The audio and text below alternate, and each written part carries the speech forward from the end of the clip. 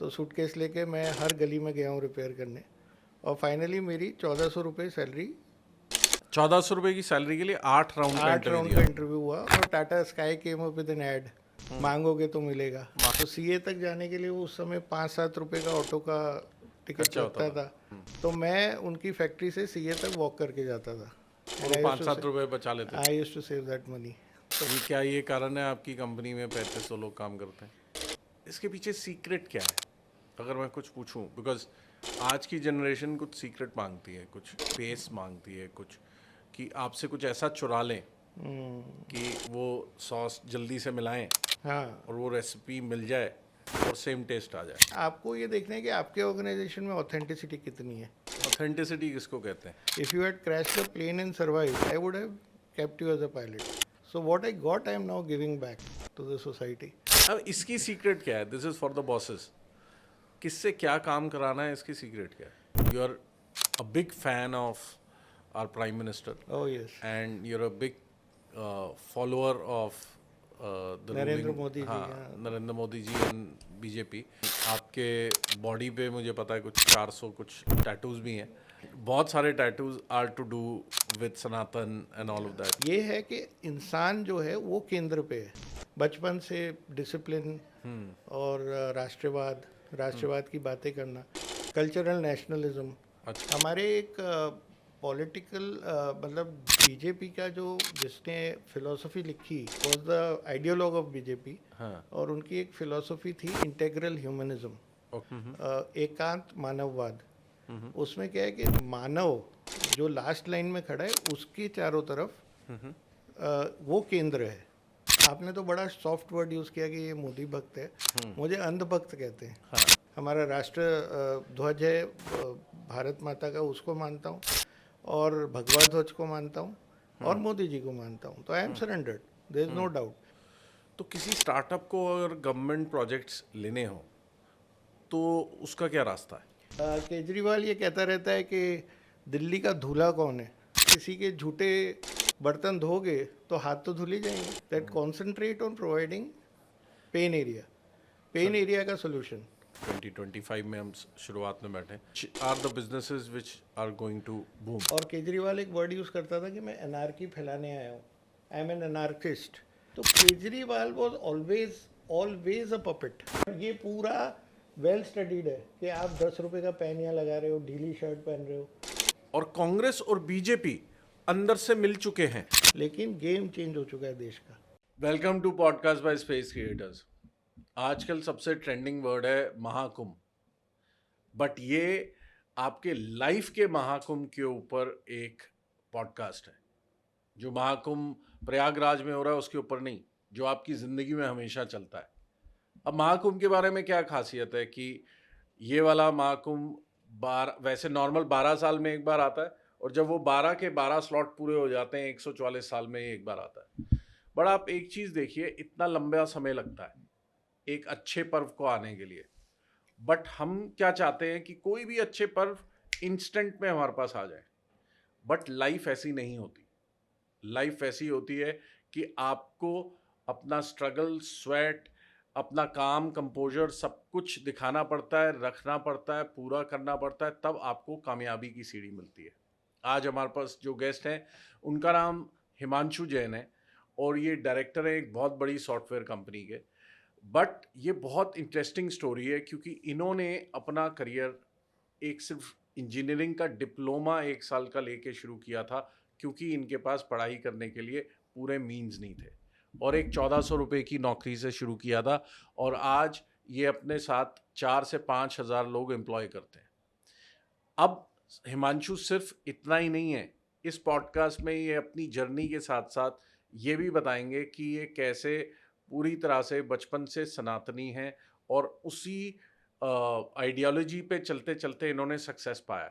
ये बहुत अच्छे बॉस भी हैं, तो बॉसेस के लिए एक बहुत अच्छा इसमें हमारे पॉडकास्ट में इन्होंने टिप्स दी हैं कि कैसे आप लोगों को रिटेन कर सकते हो या कैसे लोगों को ट्रेन कर सकते हो। आने वाले समय में या अगले 1-2 साल में कौन से ऐसे ट्रेंड्स हैं जो कि अगर आप फॉलो करेंगे it can be very useful for your business.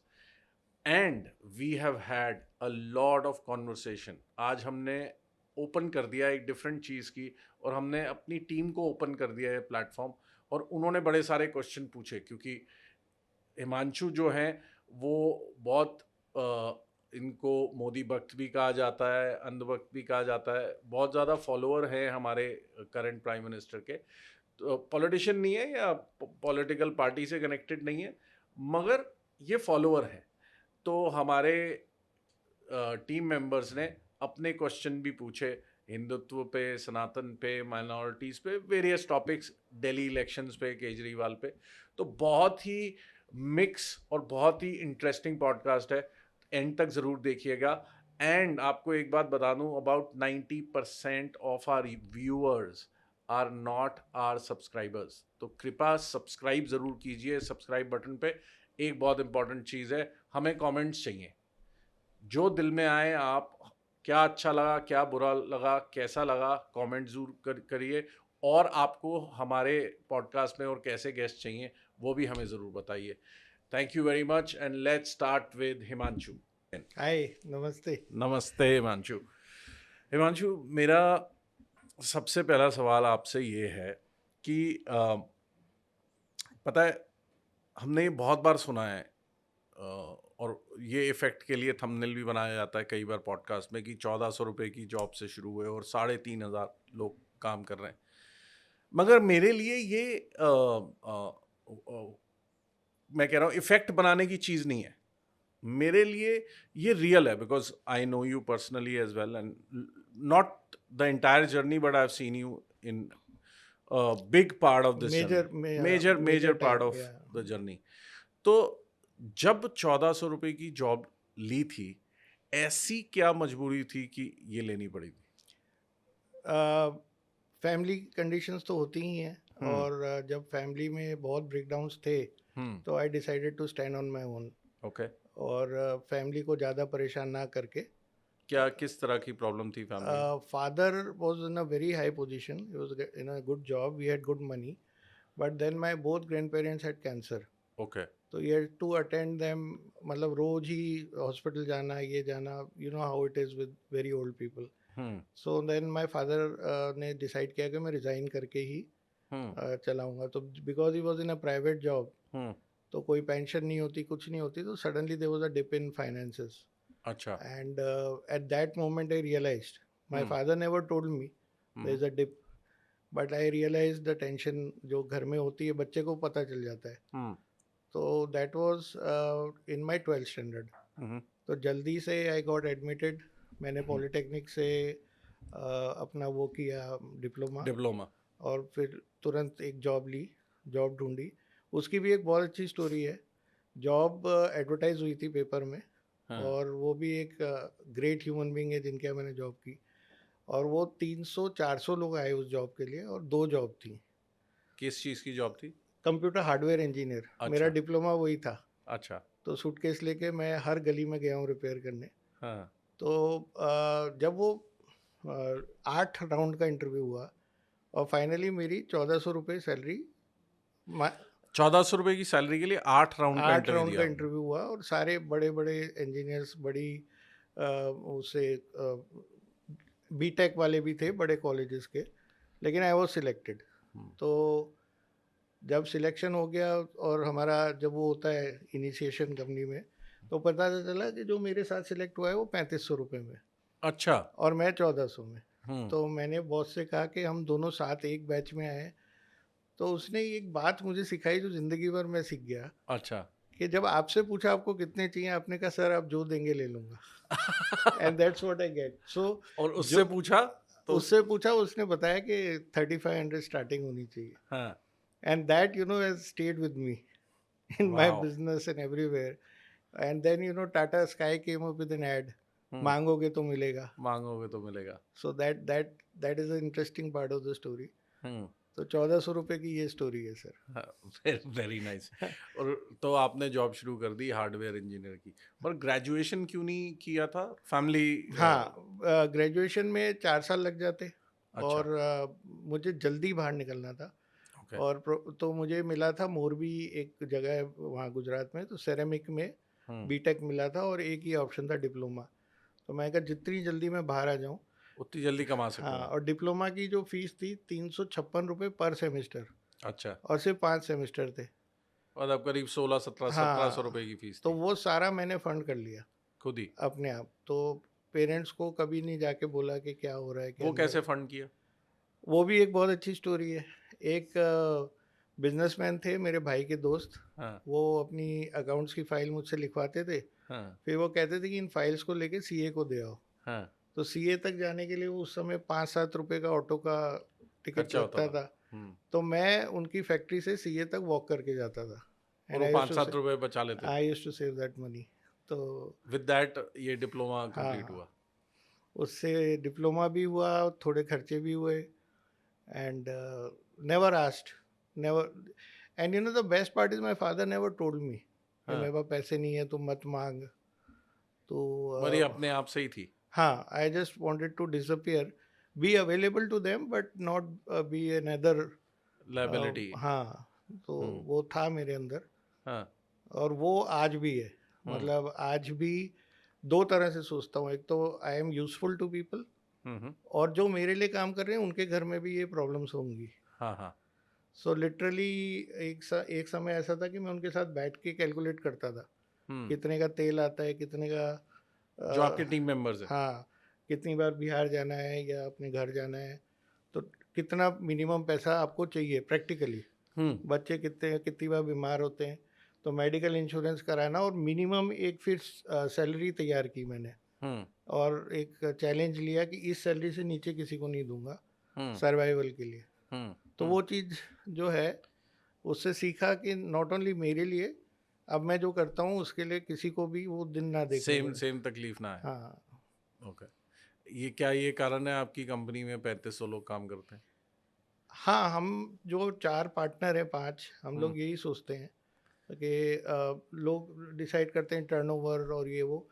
जब हमारी डिफ़िकल्टीज आती हैं तो हम यही सोचते हैं कि 4, 4,500, 5,000 लोगों की घर चल रहे हैं। हम्म। तो हम वो बात हमारे लिए छोटी हो जाती है, अच्छा, जो इशू। प्रॉफिट और वो सब। हाँ, क्योंकि हमारा मेन एम है कि ये फैमिली बड़ी रहे। हम्म, अच्छा, अब इस फैमिली को बड़ा भी करना और उसको प्रॉस्पेरस भी रखना, तो हम्म, फिर हमें नई टेक्नोलॉजी में भागना पड़ता है, हम्म, क्योंकि हम आईटी फर्म है। हम्म, तो क्योंकि प्रॉफिटेबिलिटी बढ़ाना है तो और मॉडर्नाइजेशन, तो हम लोग पांचों इसमें लगे रहते हैं।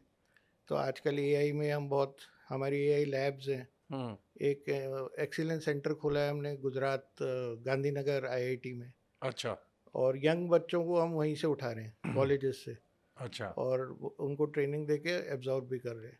ओके। तो हर साल मैं 50 बच्चों का एक बैच लेता हूँ हम्म, दिल्ली में, हम्म। और उनको बिल्कुल प्रोफेशनल बना देते हैं हम लोग, फ्री ऑफ अच्छा, कॉस्ट। अच्छा, फ्री ऑफ कॉस्ट। हाँ, और सैलरी भी देते हैं हम। जिस अच्छा, 2 साल के दौरान हमारे साथ होते हैं, we give them salary, but हाँ। We make them prepared.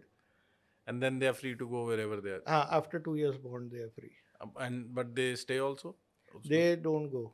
अच्छा। I have that issue. People once with Silver Touch, they love the company. हाँ। एक एक चीज़ और बताओ कि इसके पीछे सीक्रेट क्या है, अगर मैं कुछ पूछूं, बिकॉज आज की जनरेशन कुछ सीक्रेट मांगती है, कुछ पेस मांगती है, कुछ कि आपसे कुछ ऐसा चुरा लें कि वो सॉस जल्दी से मिलाएं हाँ, और वो रेसिपी मिल जाए और सेम टेस्ट आ जाए। ये ग्रोथ का सीक्रेट क्या है? ये बहुत बहुत अच्छा और बहुत कॉम्प्लिकेटेड भी है सवाल, क्योंकि ये इसी में है सारा जो है ना। हम्म, सब भाग रहे हैं, हम्म, और सब इन्फ्लेटेड फिगर्स दिखाते हैं अपनी सेल्स में भी, हम्म, अपना काम में भी बड़ा बड़ा बन के दिखाना चाहते हैं। हाँ, और ये एक दौड़ है। हम्म, लेकिन आपको ये देखना है कि आपके ऑर्गेनाइजेशन में ऑथेंटिसिटी कितनी है। Hmm, so before the podcast we were discussing हाँ, that I stuck to you hmm, during our time because hmm, of your authenticity. Hmm, authenticity जब होती है तो वो धीरे धीरे ना, वो जो सारे फियर हैं लोगों के, वो ख़त्म होने शुरू होते हैं। ऑथेंटिसिटी किसको कहते हैं? जो आप कर रहे हैं हम्म, वही आप हैं। हाँ, जो जो आपका विजन है वही आप हैं। हम्म। वो दिख रहे हैं आप। वो तो दिखाने उसमें, के लिए टैगलाइन नहीं है। हाँ, टैगलाइन नहीं। और उसमें क्या है, टैगलाइन बिल्कुल नहीं है। हम्म, और उसमें अगर आप फेल हो रहे हैं तो आप फेलियर दिख रहा है आपका, हम्म, ऑथेंटिक फेलियर दिख रहा है। हम्म। हर वक्त वो प्लास्टिक कुछ छुपा स्माइल। नहीं रहे। हाँ, वो ब्रांडेड कपड़े, प्लास्टिक स्माइल और वो बॉस आ रहा है, वो नहीं होता. मतलब इट इज जो है वो है. सो तो आप ये बोलोगे ये सीक्रेट है आपकी ग्रोथ की, हाँ, तो वो 6 महीने लगते हैं उन लोगों को समझने में? समझने में कि यहाँ कुछ दिखाना नहीं है, हाँ. यहाँ कुछ प्रूव नहीं करना है, यहाँ पे काम है. और हाँ. मैं जितना करूँगा उतना मैं ग्रो करूँगा, क्योंकि आसपास स्टोरीज है. भाई किसी ने 6 महीने पहले ज्वाइन किया, उसकी सैलरी डबल हो गई. यहाँ कोई फॉर्मूला नहीं है, मतलब कि 10% आपकी ग्रोथ हर साल होगी. अच्छा, कोई अप्रेजल का फॉर्मूला नहीं है? फॉर्मूला नहीं है, it's work based.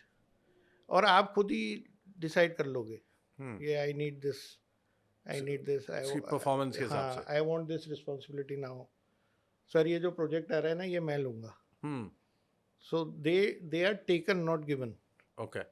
There is an ownership. तो हम लोग नर्चर करते हैं ओनरशिप को, लाइक दैट. एक चीज़ और बताओ कि अब आपने बोला कि वो ऑथेंटिसिटी देख के people stay. A lot of bosses nowadays of your and my age complained that it is the new generation which don't understand our language or they don't work hard. Is that so? But आपकी बात से ऐसा लग रहा है कि it is the boss which makes a difference. देखिए, आप किसी को एक रोल दे रहे हैं अपनी कंपनी में, आप उस कंपनी से जुड़े हुए हैं, यू नो दैट रोल. जो नया आया है, विल टेक टाइम. तो हैंड होल्डिंग नाम की चीज़ ही नहीं है. मतलब एक्सपेक्टेशन नाम की चीज़ है, हैंड होल्डिंग नहीं है. तो मेरे कुछ प्रोग्राम्स मैंने किए, तो मेरे कुछ कोचेज हैं जो कहते थे जाओ गलती करो, हम खड़े हैं. सो आई कॉपीड दैट, मैं कॉपी बहुत करता हूँ. So I say to people, you take action. Failure होगा, उससे सीखेंगे. Let's learn from it. So जो फेल होगा उसके बाद हम लोग बैठेंगे. एंड मैं आपको एक स्टोरी सुनाता हूँ. जब मैं 1400 का इंजीनियर था तो JNU गया. वहाँ पे पहले ना एक सी प्रॉम्प्ट आता था कंप्यूटर के ऊपर, और वहाँ एक ट्यूबलाइट जल रही थी, तो सी प्रॉम्प्ट मुझे दिखा नहीं कि PC ऑन है. मैंने एक लेज़र प्रिंटर का प्रिंटर केबल लगा दिया, और वो उसका मदरबोर्ड भी उड़ गया और लेज़र प्रिंटर भी उड़ गया. अच्छा. दोनों ब्लास्ट हो गए. तो मैं बहुत इमोशनल होकर अपने बॉस के पास गया. मैंने कहा सर, ये मैंने बहुत बड़ा नुकसान कर दिया, ऑलमोस्ट 1 लाख रुपए का. तो अब मैं तब तक नौकरी कर, 1400 की नौकरी थी कि तब तक करता रहूँगा जब तक ये उतरेगा. तो बॉस ने मुझे बिठा के उस दिन सिखाया. So I have copied and learn from my experiences. उसने बोला कि if you are driving a rally car and you had crashed it, next day morning I would have given you a new car, because you will not crash it again. If you had crashed a plane and survived, I would have kept you as a pilot. Now you're more safer for me. Now you know कि. And that stuck with me. So what I got, I am now giving back to the society. And if they make mistakes, they learn. एक मेरे यहाँ assistant थी, tender भरती थी. उसने 36 महीने की रेट लिखने की जगह 1 महीने का लिख दिया. अच्छा. टेंडर खुला, L1 आए, and we could not do it that cost. Obviously we are 36 times lower the rate. Oh my god. And she started crying, और रुके ही नहीं आंसू. And then I came in the office, she was terrified and all that. So I said, अब मेरी tender team head ये करेगी. So they were like shocked. So I said, the pain she has gone through, she'll not repeat it. Give her the responsibility. So there is some amount of trust that you have to give them. There is some amount of loss that you should take, be able Ready to to take, absorb it. And then they know कि यार ये अगर मेरे साथ खड़े हैं तो ये खड़े हैं. अब एक कल्चर है कि मेरे केबिन में आओ, bring solutions to me, don't bring problems to me. हाँ, यही बोलता है बॉस, यही बोलता है ना. तो I have a very different culture. Bring your problem to me. Don't hide your problem. तो जो नए आते हैं ना, उनको यही कल्चर से आते हैं कि भाई solution we have to create. Sir आपको तब बताएंगे जब हो जाएगा. तो वो होता ही नहीं है. हाँ, वो बता पाते हैं, और फिर आपका तो उड़ गया, हवा दिमाग उड़ गया, और फिर वो उस पर चिल्ला रहे हैं आप. वो भी कंफ्यूज्ड है कि मैं तो मेहनत कर रहा था, मैं बता नहीं पाया. So if you track that assignment on hourly basis or something for few months, few years, फिर वो लोग अपने पैर पे खड़े हो जाते हैं. So that kind of मेहनत तो बॉस को करनी है. तभी तो लोग आपके होते हैं, they become yours. तो कोई इसमें से, जैसे अभी बहुत सारे लोग बोलते हैं न्यू जनरेशन का पेशेंस नहीं होती, तो आप ये तैयार कर देते हैं, कोई छोड़ के नहीं चले जाते? हाँ जाते हैं, एंड मेरे पास वो रिटर्न वाले बहुत हैं, अच्छा, वापस आ जाते हैं। वापस बहुत आते हैं, because they can't be king like हाँ, मतलब मैं कई बार उसकी टेबल के पीछे खड़ा होकर पूछता हूँ, तू बता कौन सा गेम खेल रहा है, बोले हाँ, सर मैं तो नहीं खेलता। हाँ, तो मैं कहा यार 9 घंटे में 1-2 घंटे गेम खेल लिया कर, हाँ, है ना, थोड़ा फ्रेश रहेगा। हाँ, या कल मैंने अपने ऑफिस में गाजर का हलवा बंटवा दिया ऐसे ही, हाँ, just like that, because winters में गाजर का हलवा वहाँ सबको पुरानी अच्छा लगता दिल्ली है। का हाँ, अच्छा था तो बंटवा दिया। तो मैं इस तरह non conventional hmm, unconventional type of boss हूँ। तो हम्म, लोग वापस ही आ जाते हैं, मतलब दे कांट, माई ड्राइवर से आपकी गाड़ी चलाऊंगा फिर चलाना बंद कर दूंगा सो बिगाड़ देता हूँ मैं लोगों को। हाँ, that's like how Taj hotels, you can't stay, if Taj is in a city you can't stay in any other hotel hmm, because they spoil you. Hmm, so this is what I do, but they have all become experts. Hmm, मेरे यहाँ ऐसा नहीं है कि मैं अगर एक दो लोग नए ज्वाइन करते थे मेरे यहाँ, हम्म, तो जैसे मैं सीनियर, हम ज़्यादातर सरकार से डील करते हैं, तो सरकार में क्या होता है कि वो जो सीनियर बैठे हैं हम्म, उनके सामने 3 कुर्सियों की लाइन होती है। हम्म, तो क्या होता है कि बॉस आके आगे बैठता है, आपका स्टाफ पीछे बैठता है। Hmm, now with me it is a very different story, hmm, they sit in front of with me with you. And they do the talking hmm, and I don't do the talking. Hmm, so when they are with me they are completely developed. Hmm, They know how to handle customer, they know how to talk, how to make proposals, they do everything. Hmm. So in a way I am a very चालू boss, काम कम करता हूँ, लोगों से करवाता करवा जाता हूँ, ज्यादा। but they know. अब इसकी सीक्रेट क्या है? This is for the bosses. किससे क्या काम कराना है, इसकी सीक्रेट क्या है? सर वो पता चल जाता है, some people cannot handle documents, अच्छा, but they can handle people. Okay. Some people cannot sit in the office, hmm, and if you make them sit 9 hours in the office, you are it is help creating a for them. jail for them. Hmm, Some people are very good at reporting hmm, and statistics, hmm, very good. हम्म, एक हमारे office में सारा tender बना लो, वो पढ़ के ऐसी गलती निकाल देगी हम्म, जो कोई निकाल ही नहीं सकता। तो that you have to keep observing your people. हाँ, हाँ, और वो फिर एक ऐड आता था naukri.com का, कि वो जो क्रिकेटर है वो पैड्स पहन के धोबी घाट पे वो धो रहा है। हाँ, हाँ, तो वो गलती इसलिए होती है क्योंकि हम लोगों को आइडेंटिफाई करना है। हाँ, बहुत सारे इंजीनियर्स मेरे यहाँ आए हैं जो सेल्स में अच्छे हो गए, हाँ, दे लेफ्ट कोडिंग, कोडिंग उनके छोड़ ऊपर चुके हैं और प्रेशर, वो सेल्स कर रहे हैं। हाँ प्रेशर था उनके ऊपर कोडिंग का, hmm, they didn't want to become a coder. बहुत सारे ऐसे सीनियर्स हैं जो कोडर हैं, हम्म, वो थक जाते हैं, हम्म, तो मैं उनकी जॉब रोटेट करता रहता हूँ, किसी को टेक लीड बना दिया, किसी को असिस्टेंट प्रोजेक्ट मैनेजर बना दिया। Hmm, so I keep watching them observing them and there and is a lot of data available. आजकल टूल्स हैं, हमारे यहाँ टूल्स लगे हुए हैं, अच्छा, you can know performances, and then you have to actually have a human thing inside it, what is exciting for this guy, हाँ। and then he plays that role. अब एक चीज़ और बताओ आप कि from what I know of is you are a big fan of our prime minister Oh yes, and you are a big follower of the Narendra ruling, Modi ji, हाँ, yeah. Narendra Modi ji and BJP. And आपके body पे मुझे पता है कुछ 400 कुछ tattoos भी हैं एंड नरेंद्र मोदी भी लिखा हुआ है। नरेंद्र मोदी भी लिखा हुआ है एंड बहुत सारे tattoos are to do with Sanatan and all of that. तो ये जो आपने अभी सारा बताया आपका मैनेजमेंट स्टाइल, इसमें उनकी कंट्रीब्यूशन कितनी है? ये 90% वही है।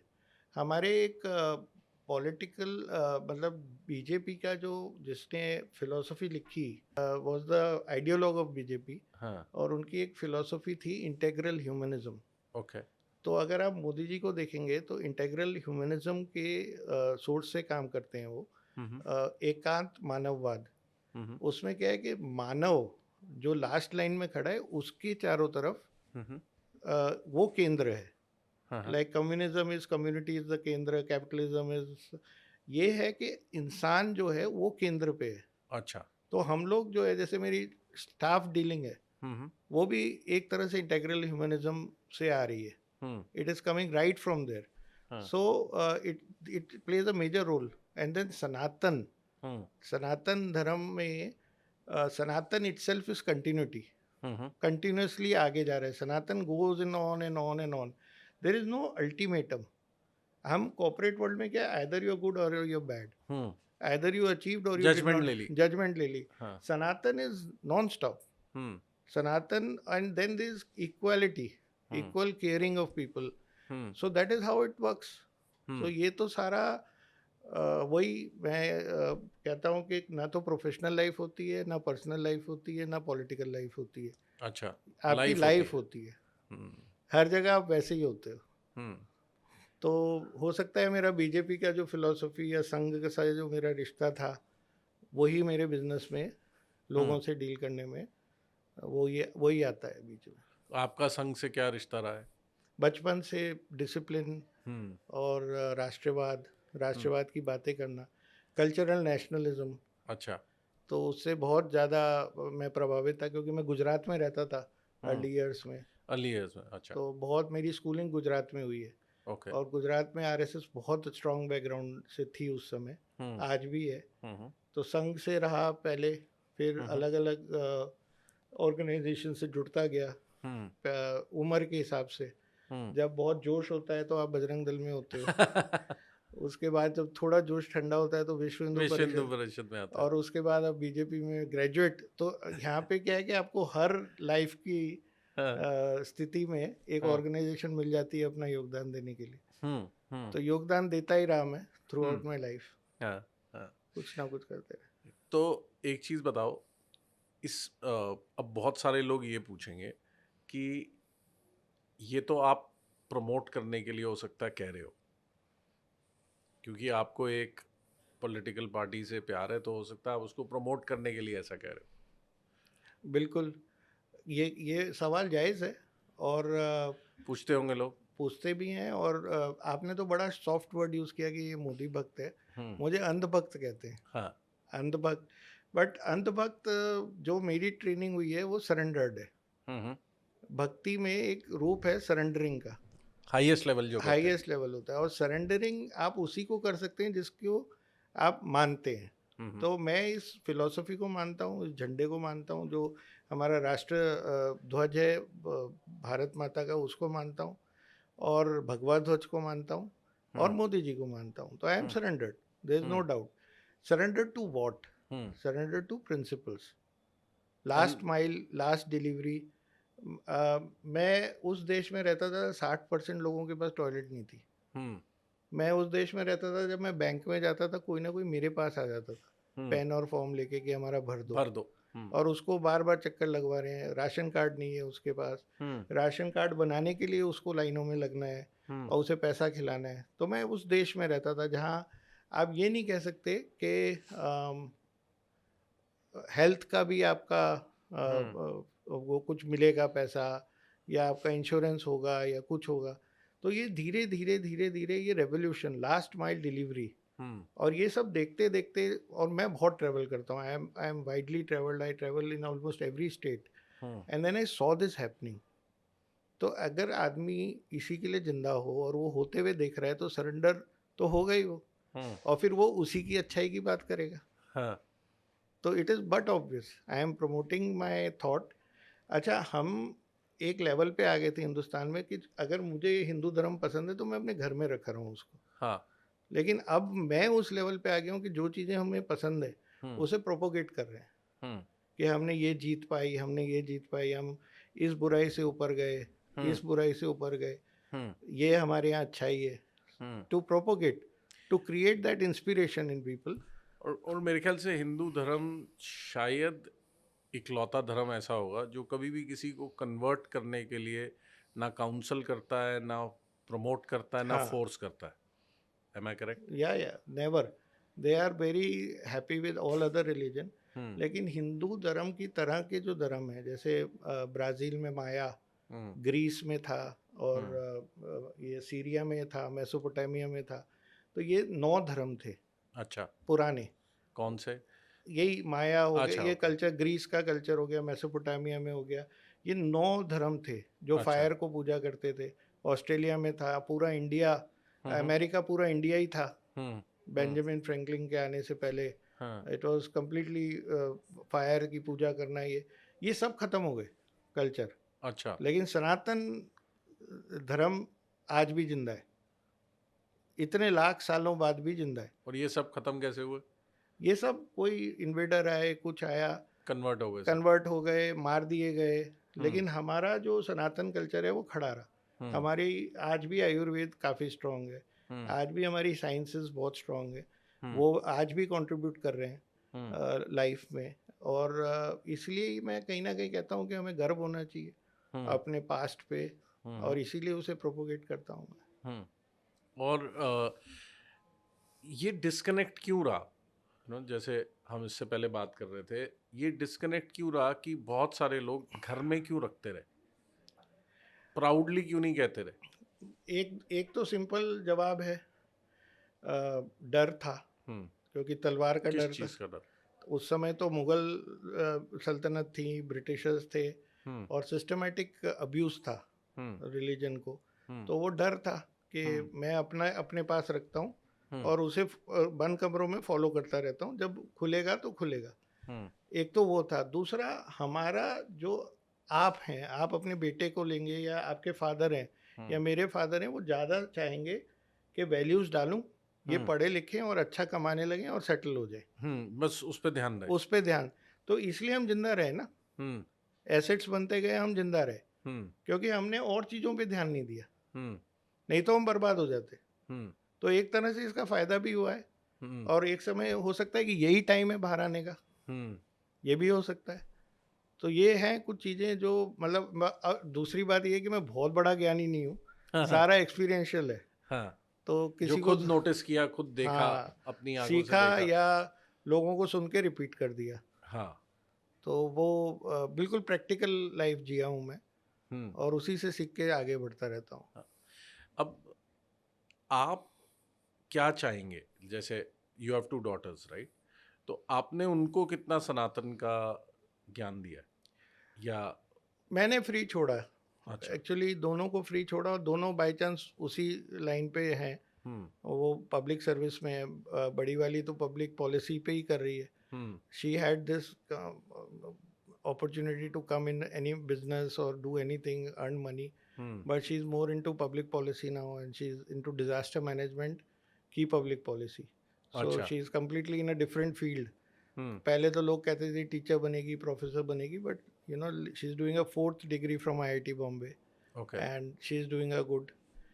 छोटी वाली इज़ नाउ मास्टर्स वो कर रही है सिंगापुर से, इंग्लिश लिटरेचर में। हम्म उसका भी bent of mind towards human being, towards better life, तो शी ये वांट्स टू आपने बिकम। सिखाया या आपको देख के हुआ? ये देख के तो बहुत इम्पोर्टेंट है। हम्म ये बहुत इम्पोर्टेंट है कि पेरेंट्स कैसे जीते हैं, हम्म ग्रैंड पेरेंट्स कैसे रहते हैं। It hmm is very important. Hmm आप जितना आर्टिफिशियल दौड़ में डालोगे, आई हैव सीन कि ये पीयर प्रेशर है, पीयर प्रेशर है, ये कुछ नहीं होता। ये पीयर प्रेशर आप क्रिएट कर रहे हो, you know. Otherwise peer pressure होता तो दोनों साइंस करनी पड़ती, हम्म दोनों को कॉमर्स करनी पड़ती, हम्म दोनों ह्यूमैनिटीज़ लिए, हम्म दोनों बिल्कुल ही अलग सब्जेक्ट्स में गए। हम्म और किसी को क्या पता इंग्लिश में क्या फ्यूचर है, वो हम्म इंग्लिश में ही पढ़ती जा रही है। हम्म सिंगापुर में आई डोंट थिंक कि बहुत लोग इंग्लिश पढ़ने जाते होंगे, लिटरेचर। I haven't heard. हाँ, तो वो दोनों ही अनकन्वेंशनल हैं, हम्म दोनों ही अपने काम कर रही हैं, they are all doing their own stuff, hmm and it is important कि you hmm find your own रास्ता hmm and then you create it. Hmm basic thing is that you should have believe. वही मेरे staff में है, they should have belief in themselves. Hmm. They should be able to look at themselves hmm with respect. Hmm That is most important. मेरे office में ये बहुत important है कि nobody can disrespect or disregard anyone. That is a rule. I mean, you have to respect yourself, and then you will start learning to respect others. That is the most important. अब आपके जो friend circle था, आपका friend circle रहा आपके साथ जब आप 1400 वाली जॉब कर रहे थे, या फ्रेंड सर्कल चेंज होता रहा over period of time? Frankly इतनी ट्रैवल में अब व्हाट्सएप ग्रुप्स हैं, सारे सर्कल मेरे कॉलेज, सारे कॉलेज में जो स्टूडेंट्स थे, हमारा एक वो होता है मीट, वो मैं ज़रूर अटेंड करता हूँ, अहमदाबाद जाता हूँ उसके लिए। वो एक मीट बहुत ज़रूरी है हमारे लिए।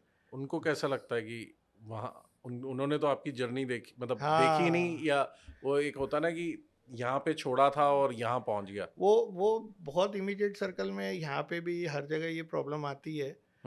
लोग दीवार खुद खींच रहे हैं कि आप ये हो गए, आप वो बन गए, अब तो आप बड़े आदमी हैं। कहीं मैं दाढ़ी रख रहा हूँ तो कहीं तो मोदी जी आ गए, ये आ गया, वो चलता है। लेकिन that you have to tolerate for 1 hour. फिर वो कहते हैं ये तो वही हिमांशु है, बिकॉज आपने अपने सोशल मीडिया हैंडल भी तो ऐसे रखे हुए, ही मैन नामो। सोशल मीडिया में I have finished, I have stop talking about my life. I don't talk about my life at all. जितना आज बात कर रहे हैं। हाँ, जितना मैं बात कर रहा हूँ, ये भी बहुत रेयरली बात करता हूँ। लेकिन मैं अपने बारे में कम बात करता हूँ, because I want to utilise more space for schemes and what government is doing and how people can get. अब एक इम्पॉर्टेंट क्वेश्चन, ये समझ लो कोई स्टार्टअप कर रहा हो, ठीक ठाक लेवल पे 5-7 साल से कर रहा हो, आप जैसे बहुत सारे गवर्नमेंट प्रोजेक्ट्स करते हैं, हाँ, ठीक है, एंड गवर्नमेंट प्रोजेक्ट में स्केल होता है, और इतना बड़ा स्केल कॉर्पोरेट प्रोजेक्ट्स में ज़रूरी नहीं है हो। तो किसी स्टार्टअप को अगर गवर्नमेंट प्रोजेक्ट्स लेने हो तो उसका क्या रास्ता है? स्टार्टअप्स के लिए एक इकोसिस्टम बनाया है पूरा गवर्नमेंट में। टेंडर में जैसे हमारी जायंट कंपनीज हैं, उनके साथ startup can come and quote without those specifications. Startups can compete with government and they can do it। लेकिन उसमें मैं स्टार्टअप वाला अगर कोई सुन रहा है तो मतलब मेरा जो स्टार्टअप के लिए जो वो है, वो थोड़ा दो sentence I want to say. We started, all of us started, it was never called startup, there was no word called incubation। उल्टा हमारे तो पेरेंट्स डिस्करेज करते थे, भाई मत स्टार्ट कर। यहाँ पे जैसे न्यू जनरेशन से इसकी इंक्यूबेटर हो, हमें कुछ फंड मिले, हमें पैसा मिले, हमारे पेरेंट्स तो डिस्करेज करते थे कि तू भाई नौकरी कर ले, स्टार्ट मत कर। तो एक जो माइंडसेट है लोगों का, स्टार्टअप वालों का, कि मुझे कोई इंक्यूबेट करेगा, कुछ आके देगा, उस माइंडसेट से बाहर आए। जो मिल रहा है, जो पॉलिसी है, जो पैसा और ये इजी लोन मिल रहा है, it's an opportunity, it's not a matter of the right. But if you start considering कि ये तो मुझे दो, ये मुझे दो, ये बैठने की जगह मुझे दो, तो आपका दिमाग उन चीज़ों में लगा रहेगा रादर देन योर प्रोडक्ट। मेरे लिए business is the pain area. आप किसका पेन एरिया एड्रेस कर रहे हो? My business is not earning money, पैसा तो आ जाएगा, but how are you useful? A bottle of Coke is useful, that's why Coke sales.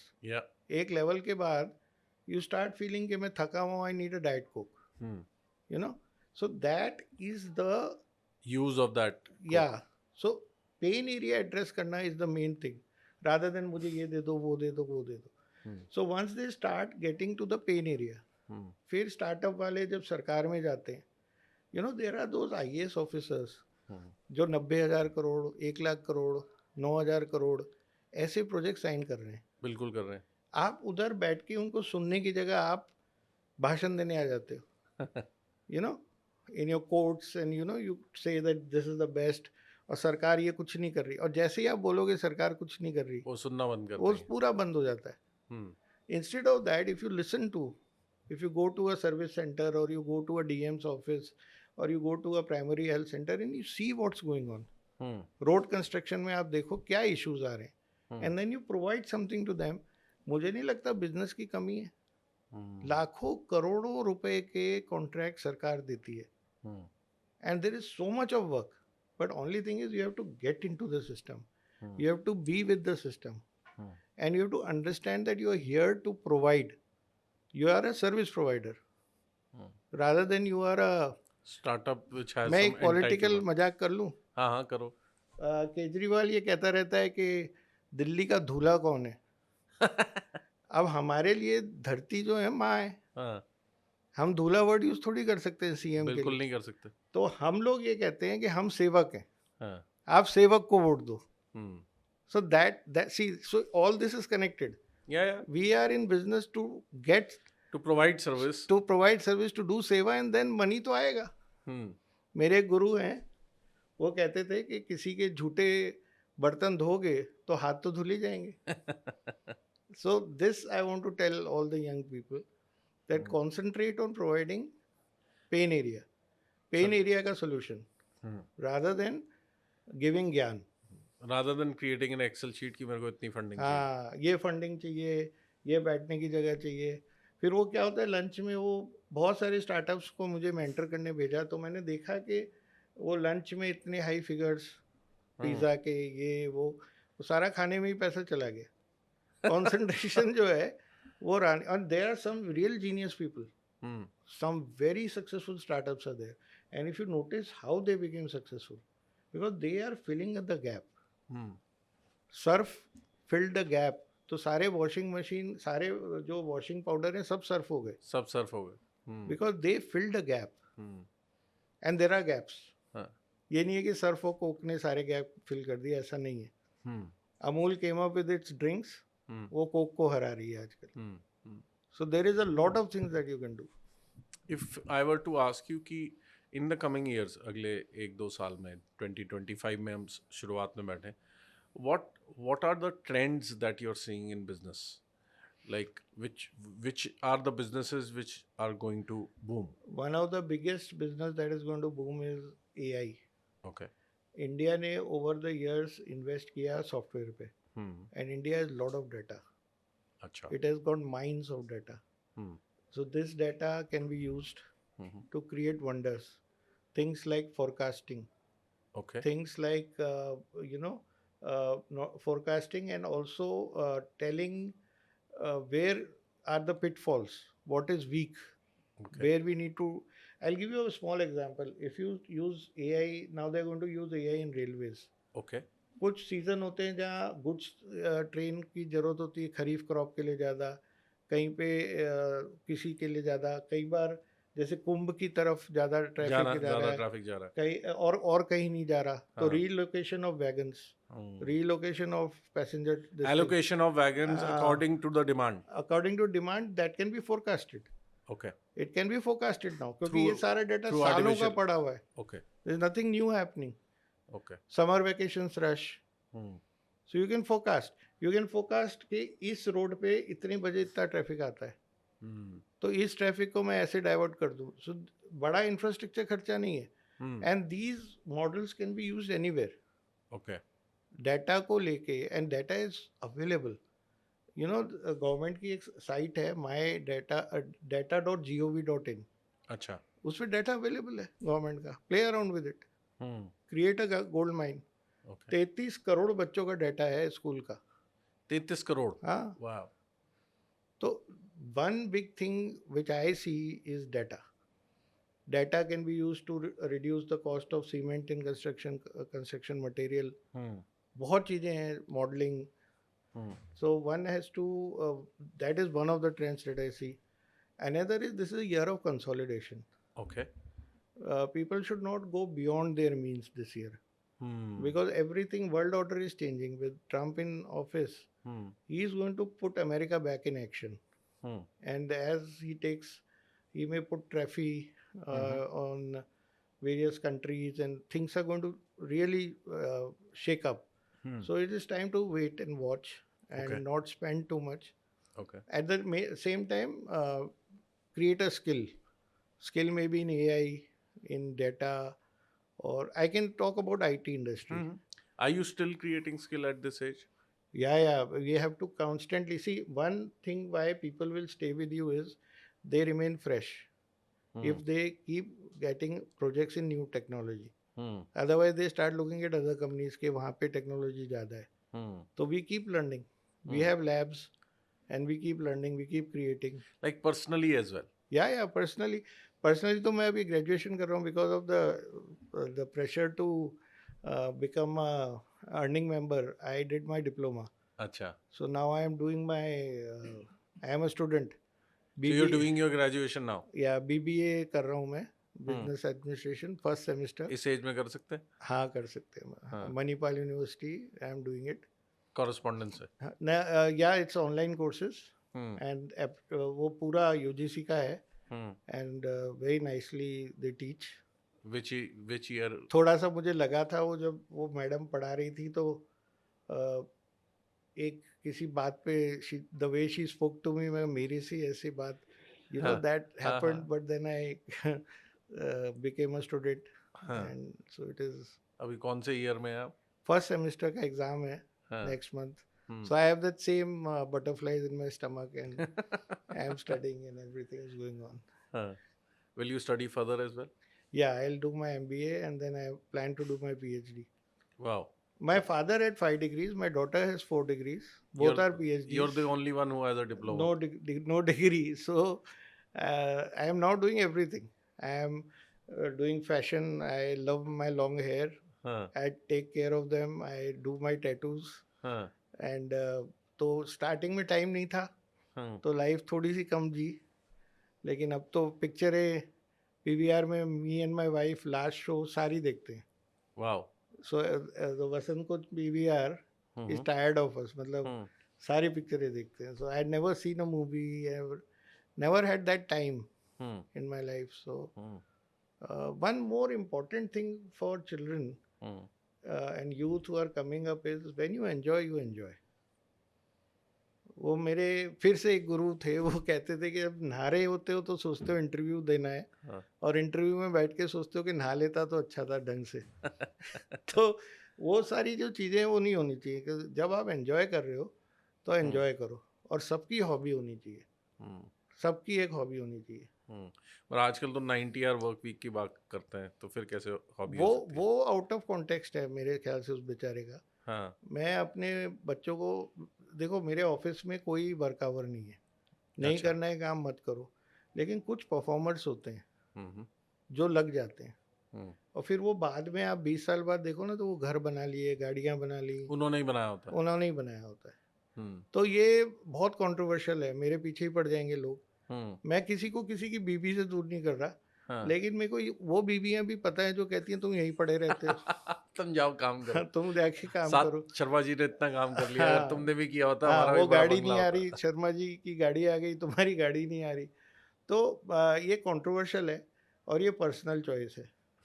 मैं तो संडे को भी मीटिंग्स कर लेता हूँ, और मैं सुबह अर्ली मॉर्निंग 7 बजे मुझे ऑफिस ज़्यादा अच्छा लगता है, जब मैं सारी मेल वेल अपनी डाल दूँ, या वीकेंड्स पे मैं अकेला ऑफिस खोल के बैठता हूँ. पर हिमांशु एक चीज़ बताओ, मुझे ऐसे लगता है, but you tell me, don't you think, ठीक है 90 आवर वर्क वीक थोड़ा ज़्यादा बोल दिया, ज़्यादा बोल दिया, but 4 hours a day working भी मेरे ख्याल से will never lead you to. It's a very nice thing that you said, which I tell my people. सुबह 9 बजे से 5 बजे तक आप आओगे ना, आप नोटिस करोगे सिर्फ 4 घंटे काम होता है. एग्जैक्टली. जो रियल काम होता है, और बाकी सब मतलब वो कंफ्यूज हैं, बैठे हैं, फ़ोन कर रहे हैं, बात कर रहे हैं, मस्ती है. तो मैं लोगों को क्या कहता हूँ, सुबह जल्दी आ जाओ और अपना 11, 12, 1 बजे तक फ्री हो जाओ. फिर तुम्हें कुछ कस्टमर मिलना है, ये मिलना है, मस्ती करनी, करो. तो कॉन्सेंट्रेशन पावर तो 4 घंटे से ज़्यादा नहीं हो सकती. लेकिन कई परफॉर्मर्स होते हैं, कई प्लानर्स होते हैं जो बैठ ही नहीं सकते.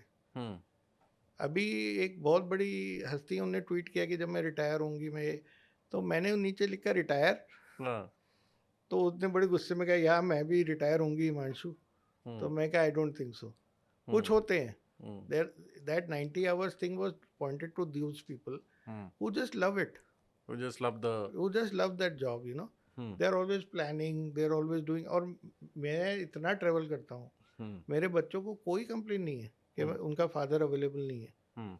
मेरी वाइफ को कोई कंप्लेन नहीं है. Best time to take your wife out is 2 o'clock in the night, because the traffic is not there. You are free, she is free, no phone call coming. We go to a coffee shop in the night. We have a very nice coffee. Sometimes we have that paratha and palak paneer or whatever the yellow dal is available. Yeah, and then we come back home. Himanshu, given you're connected with the government from the business front as well, and you're connected with serving some of the political parties, now I have a question.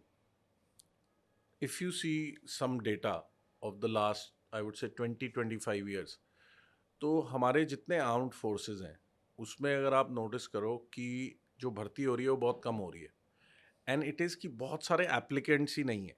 It's no more an aspirational job, या वो देशभक्ति की feeling नहीं है, मुझे नहीं पता क्या कारण है, बट देर इज़ एक किल्लत है मतलब आर्म्ड फोर्सेस को भरने के लिए. And I think for a big nation like us and with not so supportive neighboring countries around our country, ज़रूरत तो बहुत है और फिर भी नहीं हो रही, और टैलेंट की भी ज़रूरत है, बहुत सारा टैलेंट नहीं जा रहा.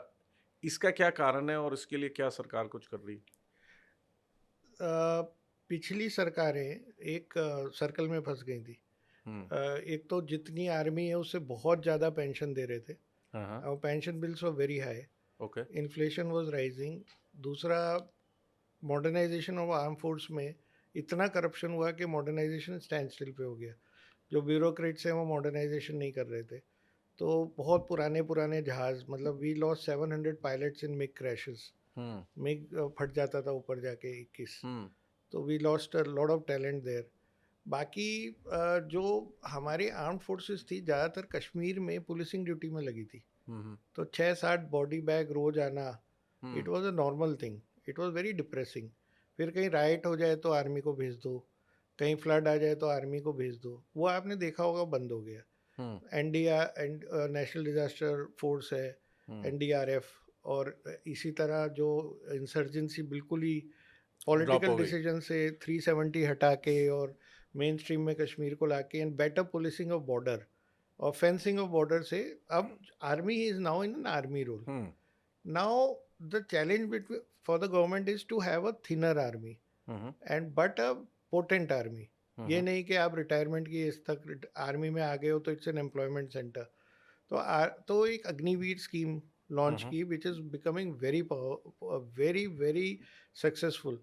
पॉलिटिकल पार्टीज़ ने सोचा कि इसको भुनाए, लेकिन जहाँ भी अग्निवीर में ज़्यादा भर्तियाँ होती है, जैसे हरियाणा सरकार बहुत अच्छी तरह जीती, उत्तराखंड बहुत अच्छी तरह जीती, मराठा जो महाराष्ट्र में अच्छी तरह जीती, तो मध्य प्रदेश में बहुत, राजस्थान में बहुत सारे लोग. क्योंकि आप शॉर्ट सर्विस कमीशन में आते हो, अगर आप बहुत अच्छे हो तो आप और आपको ले लिया जाता है, बाकी फिर आपको पैरामिलिट्री में.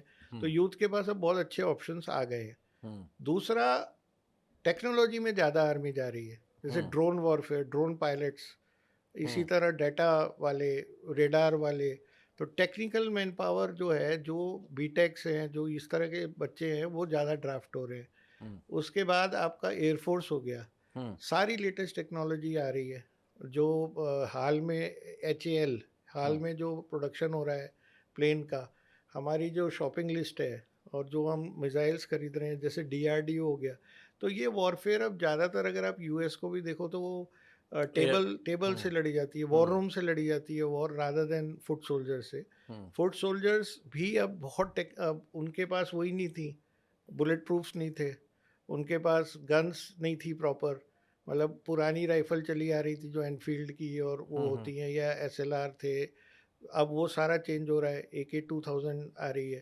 तो सरकार को बहुत सारे स्टेप्स उठाने पड़े, complete transformation of arm forces. फिर एक कमांड एंड कंट्रोल सिंगल करा सारा, जिससे इंटीग्रेटेड अप्रोच रहे. शिप्स बहुत आ गए, पहले वॉरशिप्स ही नहीं थे. सबमरीन्स बहुत बढ़ गई हैं. तो अब बहुत अच्छा इनके पास ऑप्शन है. दूसरा, ये जो सर्जिकल स्ट्राइक्स हुई, जो अंदर जाके मारा, ये this is created a lot of adventurism in youth. कि हमारा देश अब बैठ के ना थप्पड़ नहीं खाएगा कि एक गाल पे मार दिया तो दूसरे को दे दो. वो नहीं है अब सिचुएशन. हम भूटान में भी अंदर घुस जाएंगे, हम म्यांमार में घुस जाएंगे, हम वहाँ चाइना के अंदर हाथापाई हुई, मारा, अंदर उनको धकेल दिया, और इधर हम पाकिस्तान में भी कई बार घुसे. तो ये सिर्फ सरकार पे डिपेंड करता है कि आप लोग बहुत सरप्राइज और शॉक्ड हो के जैसे ही देश आज़ाद हुआ तो नेहरू ने कहा आर्मी की ज़रूरत ही नहीं है, और 2% आर्मी का बजट कम करते जा रहे थे वो.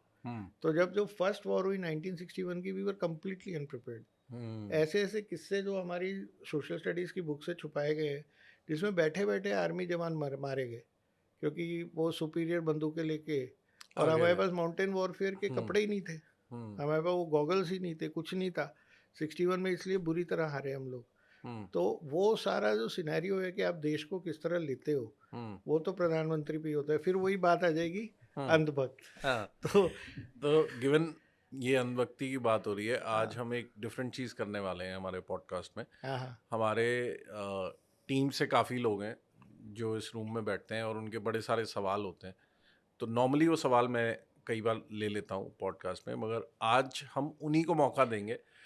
ऑफ कैमरा आप मेरे से एक बात कर रहे थे जो मैं एड्रेस करना चाहता हाँ, हूँ। बोलो आप ना। कह रहे थे कि यूथ को नेशन बिल्डिंग में कैसे पार्टिसिपेट कराएं हम लोग।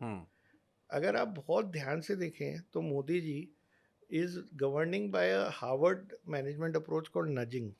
Nudging. So he nudges people. तो अगर आप देखेंगे Swachh Bharat Abhiyan, it is about nudging the population. अब यूथ खुद किसी को कोई कचरा फेंकते देख ले तो इट बिकम्स हिज प्रॉब्लम। इसी तरह अगर आप देखें कि खुद जाओ लाके बैंक से लोन लो और अपना एंटरप्राइज स्टार्ट करो। Startup India, startup stand up India, ये सारा जो मेक इन इंडिया, तो ये सारा जो है पॉपुलेशन पे डाल रहे हैं। Local, go for local, vocal for local, ये सारा जो है वो पॉपुलेशन को कहीं ना कहीं स्टिमुलेट करते नज कर रहे हैं। तो इट इज कॉल्ड नजिंग। तो that is the best way of involving. चाहे आप योगा डे देख लो, they he involves youth. No time any political prime minister or anyone has used his population. Yeah. So that is a very nice question that you were asking off camera. Yeah. I wanted to address that. Thank you so much. Now let's take a few questions from our audience. Sure. Go ahead. Sir, जैसे कि जब अन्ना हजारे हमसे के साथ Arvind Kejriwal introduce हुए थे, तो we had a different perception about him. उनकी जो आइडियोलॉजी थी, बिलीफ थी, वो सुनने में बहुत अच्छी लगी थी, and may be that's why people trusted him, that कि उनको बहुत ही अच्छे नंबर से वो जीते थे 10 साल पहले। बट सर, अगर आप अभी के टाइम की बात करो, जिन जिन आइडियोलॉजीज़ के साथ वो स्टार्ट किया था उन्होंने, वो बिल्कुल उसी के अगेंस्ट हो गए हैं।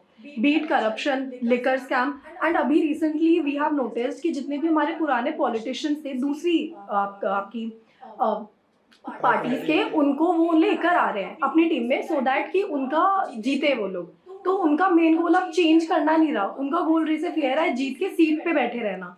तो इस पे मतलब ये है कि जो उनको हम लोग पहले वोट कर रहे थे उसके लिए, मेरी तो आइडियोलॉजी भी हो गया कि it's the same thing. Yes, very nice question. इसी से रिलेटेड आपका कोई और क्वेश्चन है किसी के पास आम आदमी पार्टी का? तो मैं इसको एड्रेस करता हूँ। जब केजरीवाल एक्टिविज्म में थे उस समय का अगर आप इंटरनेशनल फोकस करें तो आप देखना कि इजिप्ट में ब्रदरहुड ने गवर्नमेंट ओवरथ्रो करने की कोशिश की थी छोटी छोटी इश्यूज़ पे। इसी तरह बहुत सारी कंट्रीज़ में गवर्नमेंट ओवरथ्रो करना, एनार्की फैलाना। और केजरीवाल एक वर्ड यूज़ करता था कि मैं एनार्की फैलाने आया हूँ, आई एम एन एनार्किस्ट। और वो अगर फिर आप अपने याद करें तो एक बात आती थी कि ये फोर्ड फाउंडेशन से फंडेड है, फोर्ड फाउंडेशन से इसको पैसा मिल रहा है। और उसके बाद अगर आप देखें एक नाम इंट्रोड्यूस होता है सोरोस। सोरोस ने बिलियंस ऑफ डॉलर लगाए इंडिया में कि इंडिया में उसकी फ्रेंडली सरकार है। तो Kejriwal was always a puppet and he always wanted to do disruptive work in a wrong sense. Disruption can be used for a right cause also, but he always wanted to disrupt the government. कौन सा chief minister है जो 26 जनवरी को ये बोलेगा कि मैं वहां जाके धरना दूंगा, परेड नहीं होने दूंगा? कोई नहीं, you know, so that was always his task. He was always involved in disruption. So it is a form of extreme ultra leftism, which we also call urban Naxal, and they will always only blame the authority. तो आप देखो कि आज तक किसी मुख्यमंत्री, 29 मुख्यमंत्री हैं, किसी ने नहीं कहा कि मैं मोदी जी से मुझे फंड नहीं मिल रहा है या मैं परेशान हूँ। ममता बनर्जी और मोदी जी की बिल्कुल नहीं बनती, लेकिन इस तरह गाली गलौज नहीं होती। सो हिज ओनली आपको जो दिख रहा है वो नहीं है। His only aim is to disrupt, to somehow create doubt in people. Acha, now how do you create doubt in people? जो अल्ट्रा लेफ्टिस्ट होते हैं वो, आप ये देखना कि चाहे सिसोदिया हो, चाहे केजरीवाल हो, चाहे आतिशी हो, एक भोला मुंह बनाते हैं, हाँ एकदम बोला। भोला सा मुंह बना के सौरभ भारद्वाज हो, और जी ये देखो जी ऐसा हो गया जी, पूरी नदी में जी जहर फैला दिया, वो तो मेरे इंजीनियर ने रोक लिया पानी, अब इंजीनियर ने ऐसे कहा पानी रुक जा, नहीं तो दिल्ली में सब मर जाएंगे, ऐसे ऐसे होता है। बट ये पूरा वेल स्टडीड है कि आप 10 रुपए का पेन यहाँ लगा रहे हो, ढीली शर्ट पहन रहे हो। उसको कुमार विश्वास ने एक दिन कहा कि शर्ट आपकी ऊपर नीचे हो रही है, बटन गलत लगे हैं, तो उसने कहा रहने दो, इन चीज़ों पे मत बोला कर। कुमार विश्वास ने खुद बताया, तो वो ऐसे जा रहा है, सैंडल पहन के जा रहा है, तो ये आज एक बयान था हाँ केजरीवाल का। बयान ये था कि आप बिल्कुल दिल्ली वासियों, आप कांग्रेस को वोट बिल्कुल मत देना, इसलिए मत देना क्योंकि कांग्रेस हमारे वोट काटेगी ताकि बीजेपी हाँ जीत जाए, और कांग्रेस और बीजेपी अंदर से मिल चुके हैं, हाँ इनकी साठ गांठ हो चुकी है, हाँ। तो आप कांग्रेस को वोट देके वोट मत। ये बात समझ में नहीं आई। ये उसका एक पुराना है, सब मिले हुए हैं, सब हंसते हैं इस बात पे, सब मिले हुए हैं, उसका एक जुमला है। तो ये बेसिकली कुछ भी बोलेगा। अब कांग्रेस बीजेपी कैसे मिल गए? वो मतलब वही जाने।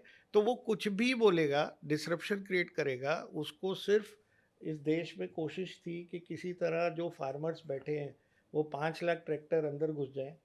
इतना बड़ा प्रोवोकेशन था, आप इमेजिन करो कि जितनी भी सरकारें इंडिया में गिरी हैं उनने फार्मर्स पे गोली चलाई है कभी ना कभी।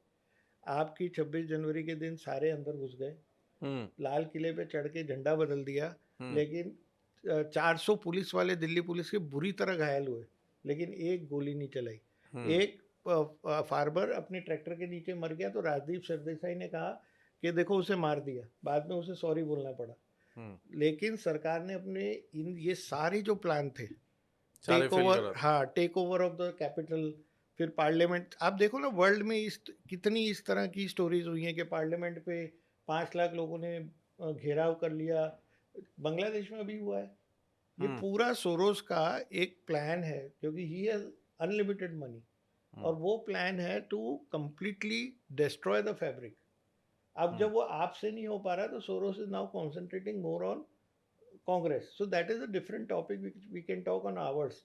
तो जो आपको दिख रहा है उसके पीछे एक बहुत बड़ा प्लान था, जिसको अमित शाह और मोदी जी ने पूरा नहीं होने दिया।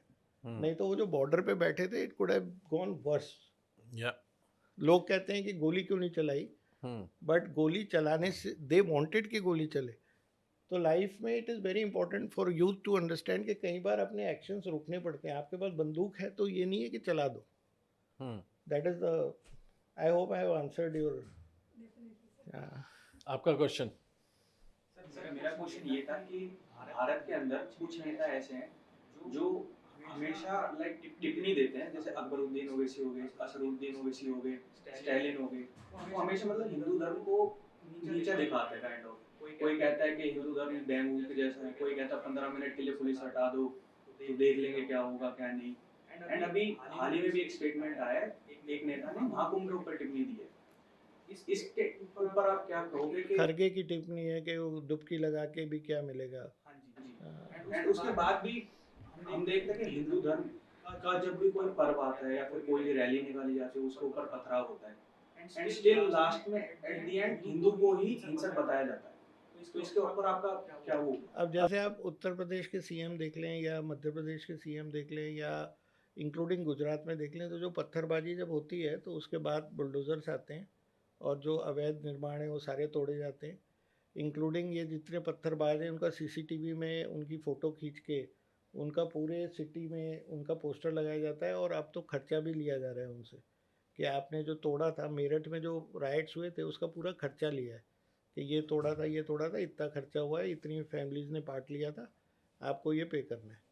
बाय कोर्ट ये लागू कर दिया है।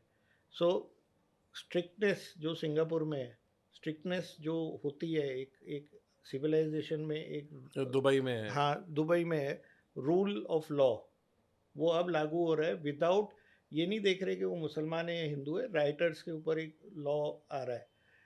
एक आप एक बात को समझने की कोशिश कीजिए कि जो 20% वोटर है आपका वो इकट्ठा है और वो है मुसलमान। आपको 44% वोट चाहिए सरकार में जीतने के लिए। तो आपको हिंदुओं का कहीं ना कहीं से कुछ मिल जाएगा, कुछ ओबीसी से, कुछ SC ST से, कुछ अपर कास्ट से 20% 22% मिल गया। लेकिन आपको अगर कंटिन्यूसली इस धड़े को, इस माइनॉरिटी को अगर कंटिन्यूसली आपको सपोर्ट देंगे तो ये अगर आपके पास पूरा वोट आ जाए तो आप पावर में हैं। ये थिंकिंग थी इन लोगों की, ये इस स्कूल ऑफ थॉट से पैदा हुए हैं। इसे कहते थे अपीजमेंट पॉलिटिक्स, अपीज करो वोट लो। लेकिन अब क्या हो रहा है कि अब वो गेम बदल गया। उनको पता नहीं है कि अब T20 हो गया, ये दूसरा मैच खेल रहे। तो अब जो मैच है वो ये है सेवा। आपने अब जो है ये डिसाइड होता है कि बीजेपी ने ये किया तो दूसरी पार्टी को दिखाना पड़ता है हमने क्या किया। अब वो दिखा नहीं पा रहे, वो नहीं दिखा पा रहे तो वो कास्टिज्म और रिलीजन पे जा रहे हैं। लेकिन गेम चेंज हो चुका है देश का। ये लोग बहुत ओल्ड जनरेशन के हैं, नए जनरेशन के लोग नहीं हैं। और मेरे हिसाब से तो जितनी बार ओवैसी बोलेगा, जितनी बार राहुल गांधी बोलेगा, हम लोग तो थैंक यू बोलते हैं, क्योंकि हिंदू इतना जग चुका है कि वो हिंदू फिर जो है अपना वोट दे देता है। तो ये आपका सवाल का जवाब। एक और क्वेश्चन। हाँ जी बिल्कुल। सर मेवात के ऊपर आप क्या कहना चाहेंगे? अभी भी हाल ही में एक रियॉट हुआ था मेवात में, आपको पता होगा। आए दिन हम ये देखने को मिलता है कि गौ माता को मतलब काटा जाता है, सप्लाई होती है, रातों रात लेके जाया जाता है अच्छे अमाउंट के अंदर ट्रकों में भर के, एंड स्टिल उसके बाद जब गौ रक्षक उनको पकड़ लेते हैं तो एट द एंड उन्हीं को ही विलन का रूप एक वो बता दिया जाता है कि भाई तुम पकड़ा है और तुमने क्यों उनको मतलब वो सजा दी है या फिर जो भी करा है वो क्यों करा है। गौ रक्षक के लिए मोदी जी ने बहुत अच्छा एक बात हमेशा से बोली है कि अपने समाज में अच्छा काम करना बुरा नहीं है, आपको गौ की रक्षा करनी है, बिल्कुल गलत बात नहीं है। लेकिन कानून में पुलिस है तो आपको कानून का सहारा, आप पकड़ लो, लेकिन आप उधर जस्टिस मत करो। लिंचिंग बंद करवा दी है और वो अलाउड नहीं है, taking in your hand, law in your hand. जो कैटल स्मगलिंग और जो है जहाँ जहाँ दिख रही है वहाँ पुलिस रेड डाल के उसको ख़त्म कर रहे हैं। लेकिन अभी आप इन सब चीज़ों को जब बोल रहे हैं तो आपने एक चीज़ नोटिस की है, प्रेस में एक बात होता है कि वो बोलते हैं संभल के मुस्लिम एरिया में ये हुआ, हिंदू एरिया में ये हुआ, प्रेस बोलती है। और यहाँ के बड़े बड़े लोग बोलते हैं कि मुस्लिम एरिया में हिंदू प्रोसेशन जाने की क्या ज़रूरत थी। तो ये डिवीज़न कहाँ है? ये इन लोगों की ज़बान में है कि वो मुस्लिम एरिया है, इसमें हिंदू क्यों आ रहे। और ये कुछ इस तरह हमारा देश बना कि इनके घीटोस बन गए। ये यहाँ पे ये इन्हें अब मिनी पाकिस्तान बोल दो तो बहुत बुरा लगता है, लेकिन इनको इकट्ठे ये रहे और उसमें आप घुस नहीं सकते। अब ऐसा कोई नो गो एरिया नहीं रहेगा। अब सारी लीगल पुलिस फोर्स, और अब जैसे संभल में देखा, अब वो बिजली के बिल ही नहीं देते थे, सबके घरों में अब फाइन गया है 20-20 साल की बिजली के बिल का। तो ये हिंदू मुस्लिम नहीं हो रहा है, ये हो रहा है कि लॉ है, सिटीजन है, सबको फॉलो करना है।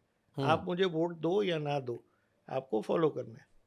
तो यहाँ पे मोदी की मैं तारीफ करता हूँ और फिर मैं मोदी भक्त बन जाता हूँ। सर जैसे कि 2014 से पहले कांग्रेस थी, तो ऐसे तो नहीं है कांग्रेस में मुस्लिम मेंबर्स है, हिंदू भी है। उस टाइम पे सेफ्टी के नाम पे कुछ नहीं था। मेरा फ्रेंड संभल से है, मतलब उसके माँ बाप ने उसकी कॉलेजिंग स्कूल फरीदाबाद और गुड़गांव से गए। क्यों? क्योंकि अगर वहाँ पे थोड़ा सा ही पता चलता है कि उनके पास पैसा है, वो बंदा वहाँ से गायब हो जाता था एक्सटॉर्शन के लिए, सब चीज के लिए। बट जब से मोदी गवर्नमेंट आई है 2014 के बाद से, मैं एक बार लखनऊ भी गया हूँ, मैं बनारस भी गया हूँ। ऐसे छोटी इवेंट, बड़ी बड़ी इवेंट, जैसे महाशिवरात्रि हो गया। अभी मैं जस्ट अभी कुंभ मेले से भी जाके 2 दिन पहले कुंभ मेले से भी जाके आया हूँ। तो जो एक सेफ्टी मुझे एक एश्योरेंस थी कि योगी सरकार से, बीजेपी सरकार से, वो मुझे मिली है। बट सर 2014 से पहले ये कहाँ पे फेल होते थे कि मतलब अगर आप यूपी में घुस रहे हो ना, आप रात को ट्रैवल कर सकते हो ना, आप शाम होती है आपको या तो कोई स्टे चाहिए होगा। आज के टाइम पे सर मैं रात को ड्राइव भी करता हूँ, सारे बेशक सुनसान हाईवे है, मैं गाड़ी साइड में लगा के सो भी सकता हूँ और मैं सोया भी हूँ। पर मेरे को सेफ्टी ये थी कि हाँ पर वो टच नहीं कर सकते, क्योंकि जब मैं बनारस में भी था तो वहाँ पे महाशिवरात्रि में बहुत लाखों जनता थी। अगर मैं जब उस रास्ते के बीच में जा रहा हूँ, दुनिया मैंने अपनी आंखों से विटनेस करा है कि दुनिया ने मेरी वाइफ के लिए रास्ता बनाया है कि आप पहले जो बेशक वो नशे में हो, उन्होंने प्रसाद दे रखा हो, कुछ भी हो, पर रास्ता बना के दिया है मेरे को, कि मैं अपनी आंखों से विटनेस करा है। और वही मैं 2014 से पहले जब मैं लखनऊ गया था तो मेरे को डर था कि कुछ गड़बड़ होगी। बिल्कुल।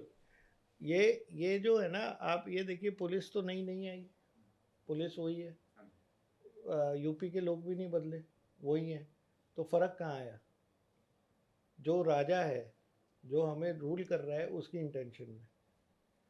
अगर वो कहता है कि लॉ पहले है और वो ये नहीं देखता कि यहाँ से मुझे इस बस्ती से सारे वोट मुझे मिल रहे हैं, तो इनके बच्चों को ना उठाऊं। पहले क्या होता था कि अगर राइट्स हुए तो आपने एक मेजॉरिटी नाम की कम्युनिटी ली और सारे बच्चों को अंदर डाल दिया, और माइनॉरिटी वालों को कहा ये बेचारे भटके हुए यूथ है। बुरहान वारी जब मरा था तो बरका दत्त ने ये बोला था कि एक स्कूल प्रिंसिपल का बेटा जो भटक गया, है ना, तो वो बंद हो गया। और वो बंद इसलिए हुआ क्योंकि वही इंडिया फर्स्ट।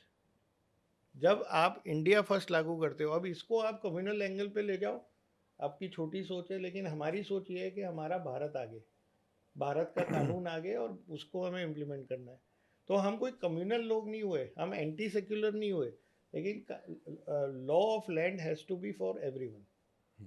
तो ये आपको दिख रहा है और इसलिए आपको खुशी मिल रही है।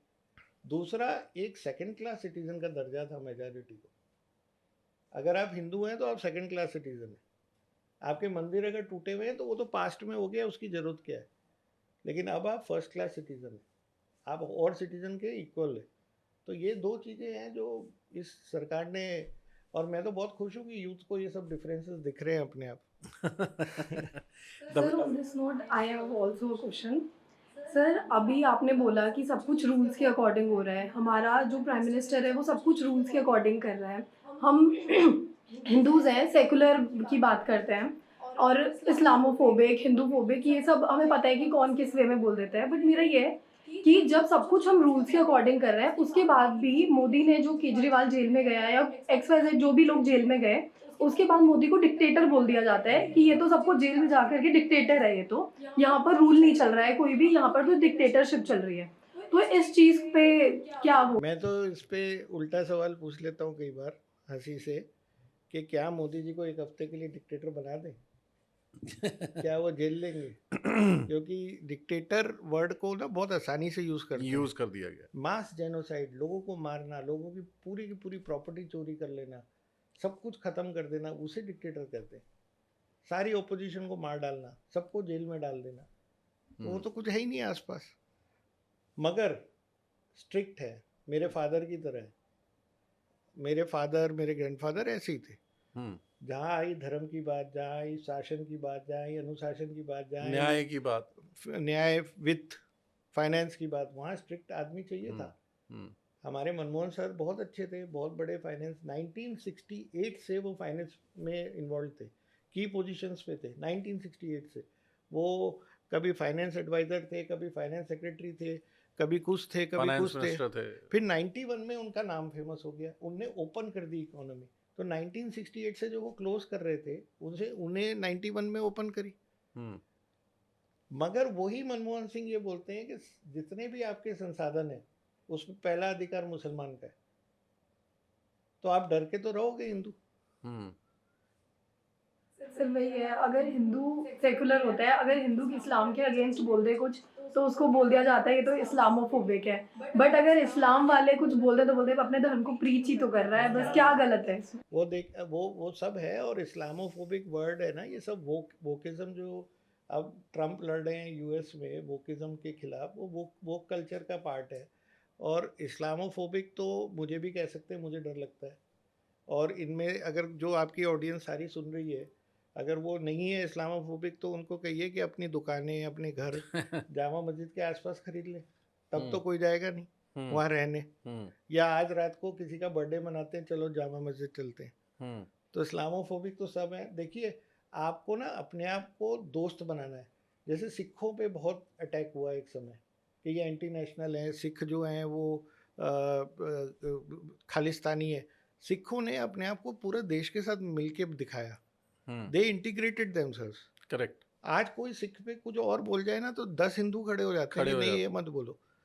तो इनके ऊपर भी एक रिस्पॉन्सिबिलिटी है कि ये अपने आप को इस तरह बनाए, हमारे ऊपर थोड़ी है खाली।